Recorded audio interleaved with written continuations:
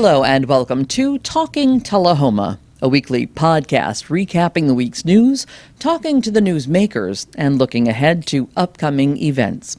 I'm Kelly Lepchinsky, and today I'm talking to two different community service groups about two different upcoming events. These events include a couple of sporting tournaments and a visit from America's fastest race car. Now, usually I would spread two interviews out over the next 2 weeks, but in this case, we're talking about a couple of events that you'll need to register for very soon if you're interested. So today we'll do a quick overview of the local news and then jump right in for the week ending Friday, August 21st. Now, first up, this past Monday, the Planning Commission held what might have been its shortest meeting on record, with no new or old business on the agenda. From gavel to gavel to gavel, the Board of Zoning Appeals also met with no agenda. The meetings took less than 10 minutes of total airtime. So there's no new news there this week. Now today, the 20th, the Coffee County Election Commission will be certifying the ballots from the August voting. And barring any surprises, the three top vote getters in the alderman race, Mike Dent, Daniel Berry, and Donna Bradford, will take their place on the dais when the city board convenes at 5:30 on Monday the 24th. You can watch that meeting in person or live on LightTube. And finally, a Coffee County sports photographer will face a judge on September 16th after allegedly taking more than $7,000 in payment last spring for Little League photos that were never delivered. A Coffee County grand jury indicted Shauna Holland earlier this month. She was taken into custody last Friday the 14th and released under a $2,500 bond. Now, to the interviews. My featured guest this week is Joseph Pilkington, who is the tournament director for the inaugural Sunrise Rotary Disc Golf Tournament. The event is a fundraiser for the disc golf course that the Rotary Club installed at East Park more than a decade ago. Now, if you're still not familiar with disc golf, the terminology is a lot like regular golf. There are usually 18 holes, and there's par to make each of those holes. But the holes are above ground. They're metal baskets that you make by throwing a flying disc down the fairway a few times. Once you're in putting distance, there's a metal net around that basket to keep a good shot from bouncing off or going over the basket's metal frame. As you might imagine, a well-used public golf course takes a regular beating, not only from the discs and the players, but also from the weather and time. We built it, or the Sunrise Rotary at the time built it 11 years ago. Put all the infrastructure in, all the equipment in, and 11 years goes by, your chains on your baskets out there as they start getting rusty. So we have partnered with the Tullahoma Disc Golf Association to really help clean up the park and prepare for the event. On that side, that's really their main goal, is what they're doing. But in conjunction with that, we are doing the fundraising part of it. We're reaching out to local businesses, companies, restaurants, wherever we go and we spend money at, we're just asking them if they don't mind thinking about contributing at the very least. Wonderful. Now, were you part of the Rotary Club when the disc golf course went in, as you say, 11 years ago? No, unfortunately, I was not, but I joined the Rotary Club almost a year ago now. Okay, so you wouldn't have the deep history necessarily of when this went in and how it has expanded. But East Park actually became a park thanks to two things: this disc golf course and the level 2 now arboretum that is there. Now, when I saw the listing for your event, I saw a 27-hole event, and the last I knew, there were 18 holes and plans to expand. So that expansion has happened. Yes, that expansion happened about 4 years ago. Wow, okay. 9 additional holes were built at the course to really kind of use the greenway portion of the park that really just wasn't utilized aside from a pavement trail that went through part of it. Okay. Now, this is not an easy course. And now, to be fair, I have only attempted a few times to play disc golf. But this is a very tree-laden course. The back half or the front, one of the two halves I think is a little bit easier. Maybe the front half's a little bit easier and the back half is a little more tree-laden.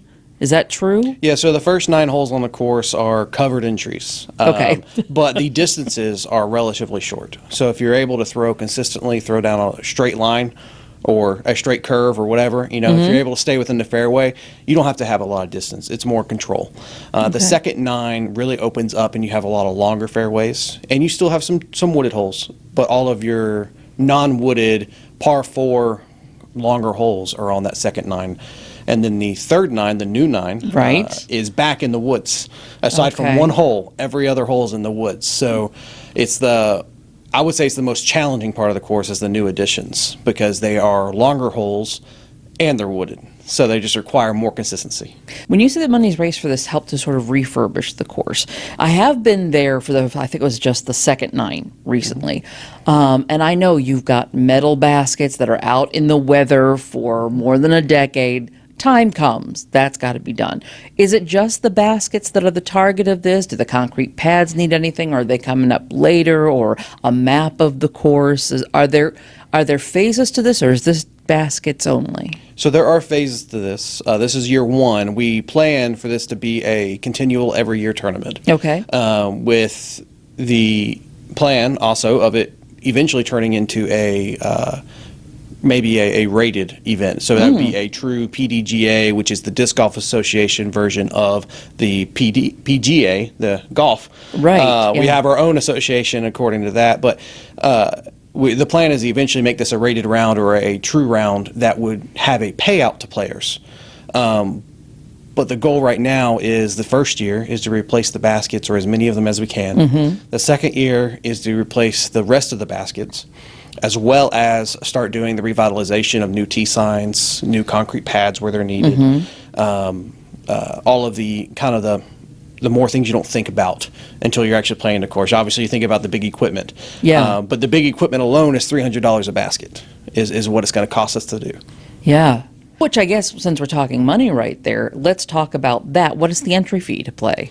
Entry fee is only $30 for a player. For coming out and playing, we're going to give you we've got a custom rotary disc that we're getting. It's for anybody who knows disc golf. It's a Buzz is what it'll be, but it's got the rotary stamp on it with a kind of commemorative disc for the event is what it is. But you'll get that for registering, as well as a lot of local goodies that we're securing from local businesses that are willing to support. Okay, and then of course, much like golf terminology, there are also mulligans in disc golf, and you can purchase some of those as well at registration, right? Yes, up to 3 per player, just to keep it somewhat competitive for the event.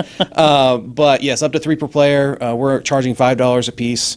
Those are purely just go straight into the fundraising aspect of it. None of that gets paid out to a player or anything. So okay.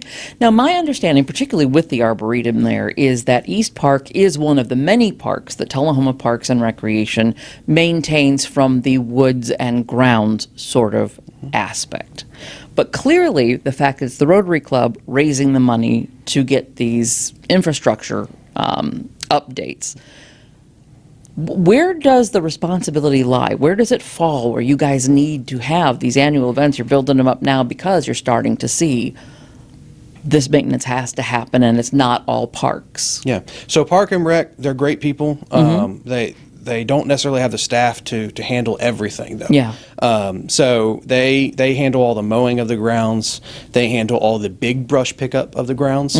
But that's really kind of the extent of what they do as far as maintaining the course. Right. Now, I'm sure they do things I don't think about for the park and the Arboretum side that I'm just not privy to or haven't thought of. But the Rotary Club, really all we're trying to do is keep the equipment refreshed, keep it new, keep the interest level there. Right. So we're kind of working in conjunction. It's not necessarily a hard line of where does one start and where does one begin. It's more of everybody working together to keep the park looking nice. And I mentioned those two. I also want to shout out the Tullahoma Disc Golf Association, because they step in and they will go in and clean out the little brush. Yeah. That, you have some storms come through and, you get these little tree branches that fall down right in the middle of the fairway. Well, they'll come out and actually clean those up, where the parks and recs, they're more focused on the actual trees that fall and the grounds being mowed. Right. So the Tullahoma Disc Golf Association is also very heavily involved in keeping the course maintained. The why now for the tournament, aside from equipment, is while I was part of the, being a member and participating in the Disc Golf Association in town, it got brought to my attention that they're actually planning to do the Tennessee Disc Golf Hall of Fame round at our course in 2 Oh, years. wow. So whenever I asked what the biggest need for that would be, it came straight back to me, no questions asked, baskets, Yeah.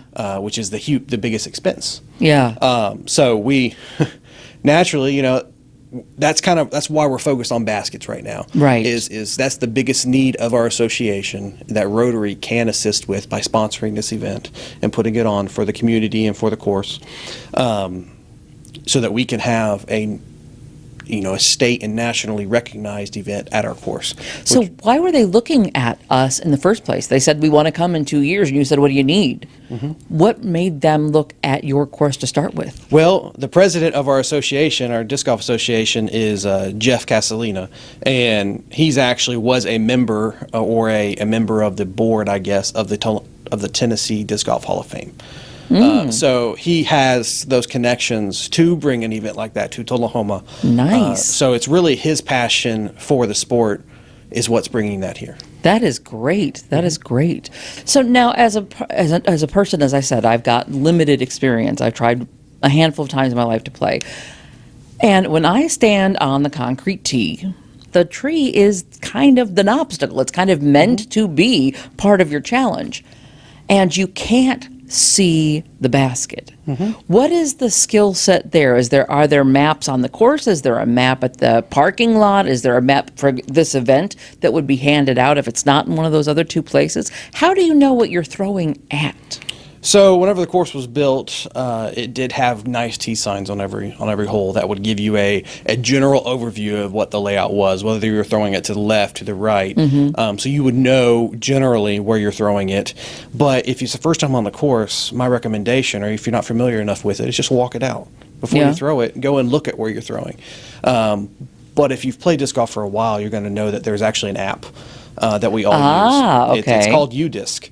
And it's a community effort. A lot of love goes into this app, but it actually has all the course layouts. I've never been to a course that the course layout's not been on the app. Nice. And you're not able to pull up a GPS overview with trees, everything of satellite imagery of the course, so you can look at where the pad is and where the basket is.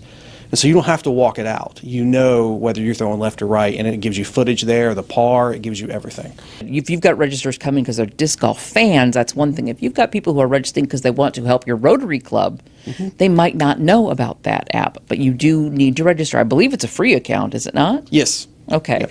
So that might be something you want people to know, to kind of look up ahead of time so that you know where you're throwing that disc. Yep, and what I will say is that the app is not going to be a requirement. All the scoring will be done through the app, but if as long as one person on your card, which is just like golf, is a card of 4 people. Okay. As long as one person on your card has the app, they'll be the ones handling the scoring of putting it in there, and they can add a player who's not a user of the app to their card. Gotcha. Manually. Okay. So I wouldn't say it's a requirement, but it's definitely a nice app to have if you think you're going to enjoy disc golf and come out and play more than once. Yeah. What else should we have people know so that they can either register? How do they register for the event? Where do they need to go? Can they register on the day of? So registration for the event is, you can do it online on discgolfscene.com. You can just search for the Tullahoma Disc Golf Association, or the tournament name is Tullahoma Sunrise Rotary Disc Golf Tournament. You can search for that on that website, discgolfscene.com. Registration will be right there. It'll be pretty easy to do. You can also go on there if you want to sponsor and actually check that you want to sponsor, and there's 3 different tiers of sponsorship we can talk about in a minute. That would be the easiest way to register. But let's say, you forget and September 12th comes around. It's no big deal. We're going to do registration on site as well. Okay, so, good. Registration the day of September 12th will start at 8 o'clock. Come in, check in, or come and register for the event. We'll do a player huddle about 8:55. Basically give instructions for the round. We're going to do a shotgun start for the round. So we'll send cards off. If we only, let's say we have a full 27 cards, we'll tell you which hole you're going to start on. You'll go there and you'll start. And then we're planning to start at 9. So if you'd like to sponsor the event, let's say you can't come and play the event, but you really like disc golf, you want to see this fundraiser go through, we've got 3 different tiers. We've got a hole sponsorship, which is, put your name or company logo. We'll put it up on a nice piece of paper, stamp it right to the hole, so as people play that hole, they know who supported the event. Okay. We've got event sponsor level, which is $150. What that really does for you is we're going to shout you out every single time we make a post on social media. We're going to shout you out as much as we can. On top of that, you're going to have your logo on event signage, so people are going to know a little bit more publicity of that you are supporting this event. And then the last one is a event sponsor or a presenting sponsor is the terminology you'll probably hear us use. But it's a $500 sponsorship, and so that pretty much gets you included in everything. We're going to, once again, social media shout outs. You're going to be right at the top of that list of sponsors for social media shout outs. You're going to be on all event signage. You're going to have a bigger logo on the signage too, because we want to really recognize what you're doing for us. And at the award ceremony, we're going to shout you out individually. We're going to say thank you. This is only done because of this list of sponsors. We're going to make sure everybody that's there knows who really supported this. When you say social media shout outs, this is hosted by the Tullahoma Sunrise Rotary. Is that the social media you're talking about? People follow the Rotary Club? Yeah, so if you go and follow the Tullahoma Sunrise Rotary, you'll see at today there should be a post being put up for the event to tell you registration's live. We just got it live on Sunday, so it hasn't been live for very long. Nice. But it'll have a link to the direct link to the registration. And then you'll be able to follow the event. If we have any updates, we'll post them there first. Okay. And then through word of mouth and sharing and posting on the Tullahoma Disc Golf Association page, as well as the other local associations around us to really kind of let everybody in the area know, you'll get updates that way too. Okay. Now, this is something you never really want to have to think about, but do you have a rain date? We have not determined the best rain date right now. Okay. But one thing about disc golfers is the only thing that'll really slow us down is either just a drenching rain that's miserable to play in or lightning. Okay. Most disc golfers, me included, will go out and play just as happy in a drizzle as we will in bright sunshine. Right. We'll go out and get a little wet while we play. We're not too concerned. We'll have tents for the volunteers to stand up under and everything there. But really, the rain date is going to have to revolve probably around the UT schedule, unfortunately. Yeah, this time of year. Yeah, this time of year. That's what you hear. That's why we picked September 12th. It's an away game for UT, in case you're watching and you're wondering. It's an away game, and it doesn't start till 7 p.m. So you won't miss anything by coming out to the event. It was heavily involved in the planning. Yep. Okay. So, yeah, we're getting into that time of year where the conflicts are football. Yep. Okay, so we talked at the top about the fact that you are the tournament director, but you sort of mentioned the fact that you are also in the Tullahoma Disc Golf Association. So were you in the Rotary Club first or the Disc Golf Association first? I was within Tullahoma, I was in the Rotary Club first by about a month and a half. Okay. But I've been playing disc golf for 6 years, and so whenever I lived in Georgia, before I moved back to my home, which is Tullahoma, I was heavily involved in Georgia playing disc golf. So it kind of translated. I was just a little slower getting involved in disc golf than I did with Rotary. So you got involved in the disc golf, though. It's funny that the Rotary is the one. Did you choose Sunrise Rotary because they were the ones that put up the disc golf course, do you think? No, I'm going to be honest with you. No? It didn't actually click that they were the ones who put up the disc golf course till after I had joined. And I went, oh, I recognize the name now since I'm in here. Yeah, okay. So I would share one more thing with you. The Tullahoma Disc Golf Association, for anybody around that just didn't even know we had a park, maybe, and that we had a course. We actually meet the first Saturday of every month, and we just play what's called a bag tag. So we do a league every year. You come out and basically you put a little money in the pot. Ours is $20 for all in, including birdie bonus and everything. Come out, put $20 in the hat, and play around with people that are like-minded, enjoy the sport, are competitive. And then at the end of the year, we give out awards for most improved. There's a whole slew of awards we give out, but every month, the big point is every month, the first Saturday of the month, we play around together, competitive round together, have a lot of fun. The Sunrise Rotary Disc Golf Course opened to the public in 2013 behind East Middle School, where, as I mentioned, you can also find the East Park Arboretum. If you can attend the September 12th tournament, show up hungry. The Rotary Club will also be selling lunch, a hot dog or hamburger with chips and a drink for around $5. Now, my second guest this week is Don Wheeler, who I spoke to in his role as an ambassador for the Tullahoma Area Chamber of Commerce. The Chamber is sponsoring a bowling tournament in September, which Executive Director Hope Nunley will tell us more about. But Don told us more about an upcoming visit from the VA 250 stock car, a race car that set a new land speed record earlier this year at Kennedy Space Center. The Martinsville missile hit 253 miles per hour this March, and next month it will visit Arnold Air Force Base and the Hands-On Science Center. This car is on a Dodge frame, but the engineering students at Virginia did the wind tunnel testing and then worked on the design. So it's all set up as a NASCAR type car. The engine builder, Joey Arrington's dad, raced in NASCAR. So right now, I think we're going to have the last car that he raced, Buddy Arrington, raced on NASCAR, is going to make the trip also. So looking forward to that, and particularly those folks that enjoy NASCAR or have for a while and so on, they'll probably recognize that car. So I kind of nicknamed it, they call it the project, I call it the VA 250 experience, because the biggest part of the event will be on the 11th at the Hands-On Science Center. We're going to have a wind tunnel there. We have a surprise to go along with that, but we're going to have the racing simulator there, and the top times are going to get to race the professional driver. Oh, wow. Because everybody has told me that I've engaged with is they want to drive the car. Yeah. Well, I've got dibs on that. Okay. So, but if anybody gets to drive the car, they will be firing the car up, which is an experience to have that type of engine to be fired up and so on, to listen to it. So now, first of all, we've got many things happening here. We've got this great NASCAR connection, this car, a driver just name that people might recognize, an event, and all of this is part of a committee for the Chamber of Commerce. All of this, you guys looking into it. So Hope, when we talk about the Chamber, we talk about ambassadors, and we don't get into a lot of committees unless we're talking about things like parades. Sure. What does the military committee do? What does that part of the Chamber involvement mean?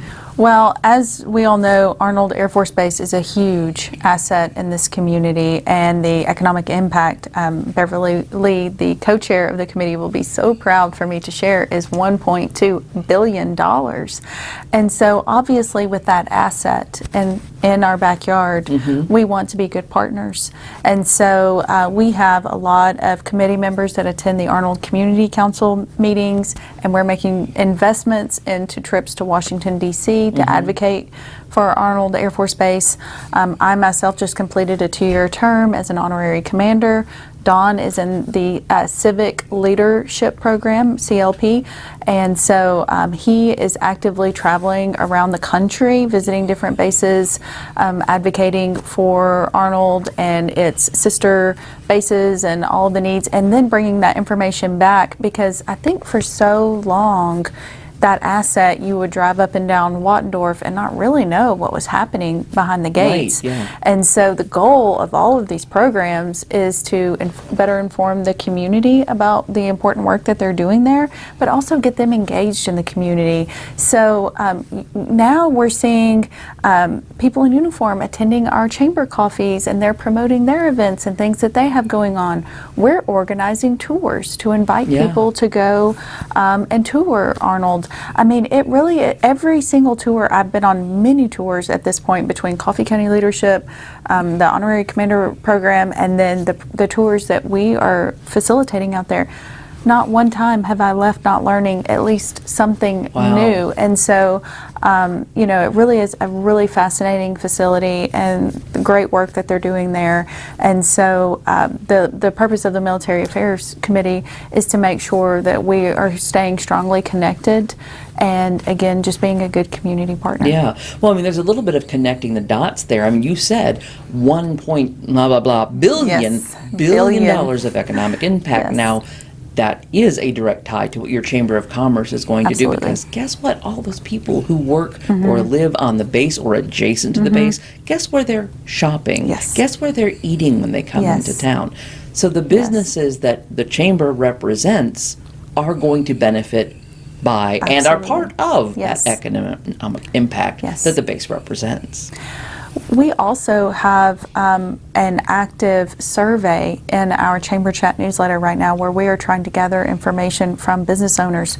Are you veteran owned? Do you offer a military discount? Because then we can feed that information directly to Arnold so that they know, who's offering those discounts for active military, who's veteran owned, and if nothing else, just a thank you for your service while they're there. And so, we kind of have a lot of activities going on with that committee, and it's very important to our organization. Now, in fact, Don, the connection to ACC is so important to you, in fact, or I jumped the gun there. The connection to Arnold is so important to you that you are actually a member of the Arnold Community Council. That's the ACC that I leaped to. Yes. Yes. So tell us a little bit about what that is, even if it doesn't necessarily tie back to the chamber. That group. Newsflash, it does. Yeah. Yes, it does. But that group's purpose is to promote Arnold. Yes. So basically, and Arnold is more than just, AEDC is more than just Arnold, so it's a little bit broader. But our big event really is to go to Washington each year, talk with congressmen, not only the ones that we have locally, but from the locations of AEDC in other states. Typically, there's a smaller group that goes to the Pentagon. I think this past year we had 5 meetings at the Pentagon over 2 different visits there, which is pretty impressive and so on. It's a great experience. So, but the whole point is that there are things that the military personnel can't go to Congress and ask for. Okay, we as individual civilians, we can do those tasks. And so the ACC has long built. It's been around for a little over 25 years now, but it regularly each year goes to D.C. to ask for things that are needed by both the community and for the Air Force. So just a great working relationship between the ACC, the folks at Arnold, and the folks in D.C. And I guess that's what I was going to ask, how that trickles down. Is it the same sort of liaison position where the ACC is able to ask city government and the Chamber of Commerce on behalf of military members who might not want to make that presence their own? Yeah, absolutely. Like I say, I have probably more access to the base commanders than anybody as the civic leader connection and so on, which there are 2 others, Alan Potter being one of those and Ben Craig over in Shelbyville. But we have a lot of access. We get to sit down with the commander, talk about what's going on in the community, chamber events, etc. But also we get to hear from them as to how we might be able to assist them in doing some of the things the mission of Arnold handles. So now, also we mentioned that you are a chamber ambassador, regardless of this being a committee that you serve on. I believe you serve on that committee as a responsibility of being an ambassador. Is that correct? Yeah, part of being the ambassador, we do a lot of things, but yeah, we're asked to serve on some committees. I'm part of the bowling committee, which has an event in September, so check out the chamber website for the information about that. But so other committees, earlier we talked a little bit about some of the other committees, like the parade is a function of the chamber, but the board and the ambassadors are required to make that a reality. It's a big job, yes. So. Okay. We can't do anything that we do with a staff of 3. Right, yeah. And so, yes, we have a very active board and ambassadors, group of ambassadors that help us to do all the amazing things that we do, and we couldn't do it without them. So. Okay, so since we veered off topic just a little bit, this isn't military related, but you mentioned the bowling tournament. Yes. Now, I know you've done this before, but it's not sort of your annual, like the golf tournaments are, or the parade is. So what brought the bowling tournament back this year? Well, we don't ever want the community to feel like, oh, it's kind of the same things each year. And so when we are strategically planning, we will say, okay, is there something that we've had for a while that maybe we could give it a break and bring back something new, or bring back something. And so that was exactly what we did this year. So we gave Taste of Tullahoma a break just to kind of rethink it and see what improvements can be made to that. But with that, we wanted to bring something back, and the bowling tournament was just such a perfect fit. We have great partners at Tullahoma Lanes. Coffee County Bank very quickly said, yes, we want to support that great event. They are the title sponsor. And TUA is a great sponsor that we're so grateful for. Jack Daniels, Vanderbilt Tullahoma Heart and Hospital. And so many people jumped in and said, this is a fantastic idea. We want to support it. Bowling is one of those events that everybody can participate in. Yeah. If you are not a golfer, it's going to show pretty quickly at the golf tournament. But, at the bowling tournament, I feel like you can have every skill level present and everybody has a good time.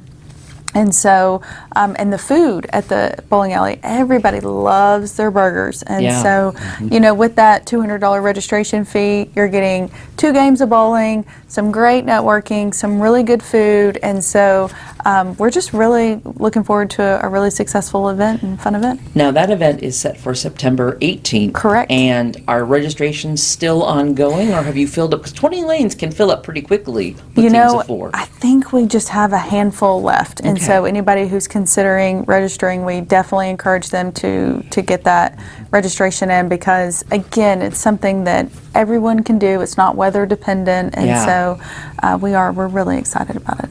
Good deal.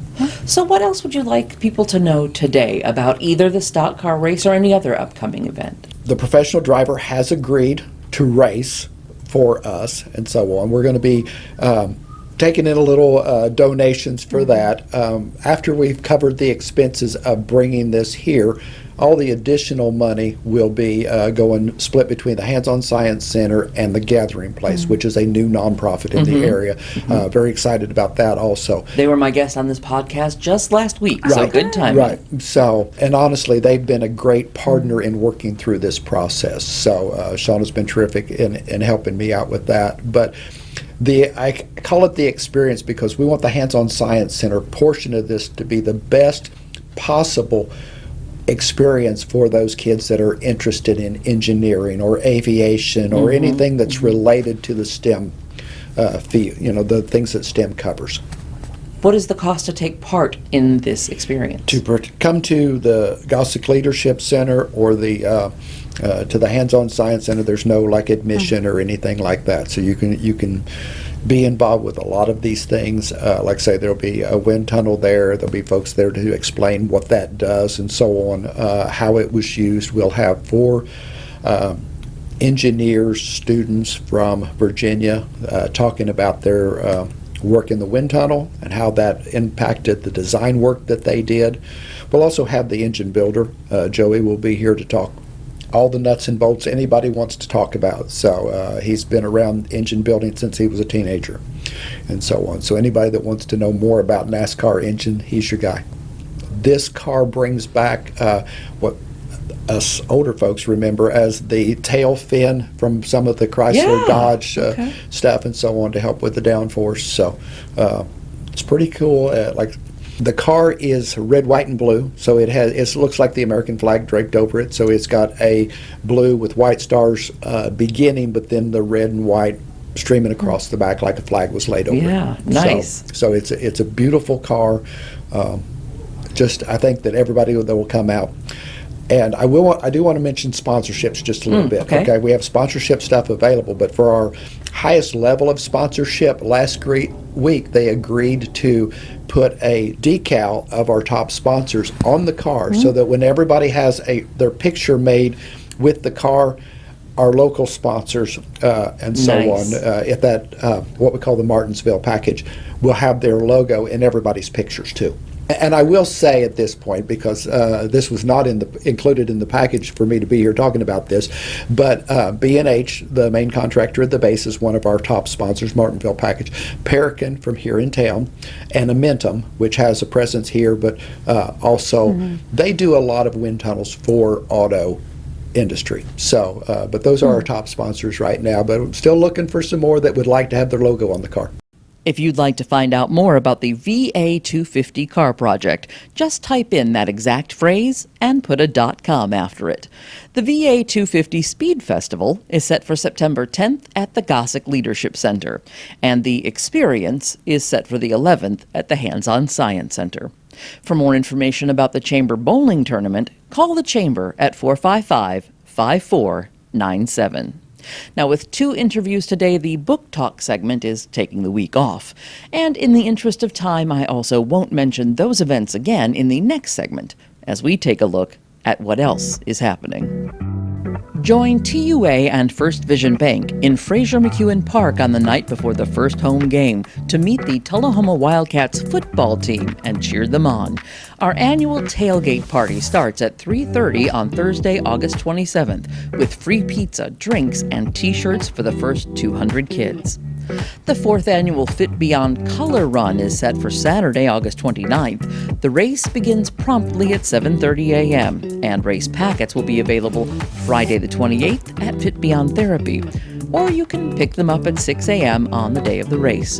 Register online at runsignup.com. The annual Tullahoma Fire Department 9/11 Stair Climb will be held at Wilkins Stadium at THS on Thursday, September 10th. If you'd like to participate, registration is free. You just need to sign up before August 30th. There's a QR code that you can scan on the Tullahoma Fire Department Facebook page. The annual Ice Cream Social at South Jackson is set for Thursday, September 10th on the patio stage. Dance classes start at 6 p.m. and the music starts at 7. Bring a blanket or a chair to enjoy big band music under the stars, courtesy of the South Jackson Street Band. Your $10 entry fee includes a serving of ice cream. And if big band music isn't your thing, come enjoy a movie, popcorn, snacks, and pizza at Jefferson Street Park as TUA Light Tube presents its annual community movie night. We're showing the Super Mario Galaxy movie in the park. Just bring your blankets and chairs for a night of free food and family fun. And that's what's happening. Next week on the podcast, we'll hear from the Executive Director of the Tullahoma Area Economic Development Corporation. If you've got a story or an event that you'd like to share on the podcast, call and leave me a message at 571-7186 or email news@lighttube.net. I'll be back soon with more of what makes Tullahoma tick. Until then, you can listen to Talking Tullahoma on Spotify, Apple Podcasts, and Amazon Music. New episodes drop on Thursdays. Please like and subscribe. For the video version, follow us on YouTube. Just search for TUA Light Tube. I'm Kelly Lepchinsky. Catch you next week.